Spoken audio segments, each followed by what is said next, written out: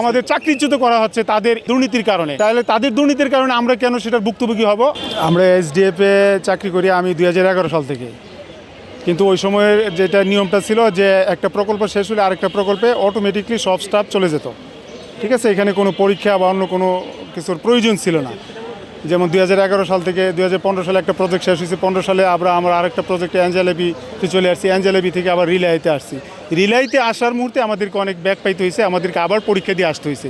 কিন্তু এখন রিলাই প্রজেক্টটা এক্সটেনশন হওয়ার সম্ভাবনা একদম 95%, কারণ যে সময় কাজটা শুরু হয়েছে তখন করোনাকালীন সময় ছিল, যে প্রজেক্ট লেটে শুরু হয়েছে, সেই হিসাবে প্রজেক্টটা এক্সটেনশন হবে সেটাই একদম মাঠ পর্যায়ে সবাই জানে, এমনকি ম্যানেজমেন্ট পর্যন্ত সেটা জানে।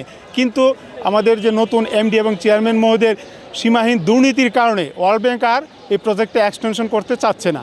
সেই হিসাবে আমাদেরকে কিছুদিন আগে জানিয়ে দেওয়া হয়েছে যে প্রজেক্টের মেয়াদ 28শে মেতে ক্লোজড হয়ে যাচ্ছে। কিন্তু আমাদের যে অ্যাপয়েন্টমেন্ট লেটার আছে যে আমাদের নিয়োগ হচ্ছে গিয়ে 30শে জুন পর্যন্ত, 26 সালের 30শে জুন পর্যন্ত। কিন্তু ওয়ার্ল্ড ব্যাংকের কাছে তারা তাদের দুর্নীতির কারণে ওয়ার্ল্ড ব্যাংক প্রজেক্ট এক্সটেনশন করতেছে না, যে না এই চেয়ারম্যান আর এমডি থাকলে আমরা আর প্রজেক্ট এক্সটেনশন করব না, যদি এই ম্যানেজমেন্ট চেঞ্জ হয় তাহলে আমরা প্রজেক্ট এক্সটেনশন করব। কিন্তু তাদের এই অনিয়ম দুর্নীতির কারণে আমরা আজকে হাজার হাজার পরিবার বেকারত্বের অভিশাপে চলে যাচ্ছি।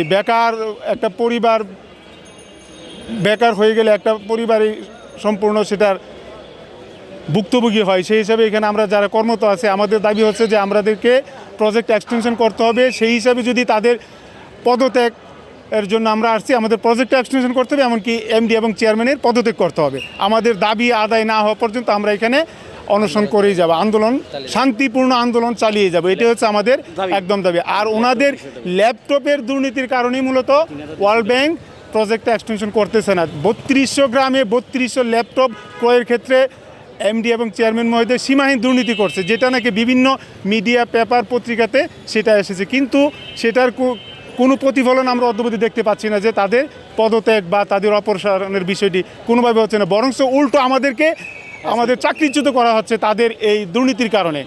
তারা সেটা এক্সটেনশন করতে পারতেছে না, কারণ ওয়ার্ল্ড ব্যাংক প্রজেক্ট এক্সটেনশন করতেছে না দুর্নীতির কারণে। তাহলে তাদের দুর্নীতির কারণে আমরা কেন সেটার ভুক্তভোগী হব? আমাদের দাবি এটাই, আমরা এখানে প্রজেক্ট এক্সটেনশন হবে, আমরা চাকরি থাকবে, এমনকি পরবর্তীতে আরেকটা প্রজেক্ট আসলে সেখানে আমরা বিগত সময়ের মতো আমরা সেখানে চলে যাব পারফরমেন্সের ভিত্তিতে। সেটাই আমাদের দাবি, এই জন্য আমরা এখানে আসছি।